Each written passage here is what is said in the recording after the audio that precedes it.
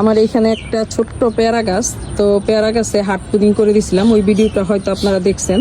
তো হাট প্রুনিং করে দেওয়ার পর কি ফলাফল আসছে, এই যে এখানে প্রত্যেকটা, এই যে পেয়ারা প্রত্যেকটা ইয়েতে, এই যে এখানে পেয়ারা, মাশাআল্লাহ, এই যে পেয়ারা ফুল, মানে সবগুলিতে এরকম, এই যে এখানে ফুল, প্রত্যেকটা জায়গায় এমন, এই যে এখানে ফুল, এখানে ফুল, তো এই যে এইখানে ফুল। মানে এখন এক আপু কমেন্ট করছে যে হাট প্রুনিং করার পর নাকি ওনার পেয়ারা গাছে আর পেয়ারাই আসে নাই, পেয়ারাই ধরে নাই। তো আমার তো এইখানে এই যে এইভাবে ফুল আসতেছে, আর হাট প্রুনিংটা হয়তো আপনি টাইম মতো করেন নাই, যদি টাইম মতো করতেন তাহলে হয়তো আপনার পেয়ারা গাছে মানে এরকম ফুল আসতো। আর হাট প্রুনিংটা সবসময় করতে হয় বৈশাখ মাসে।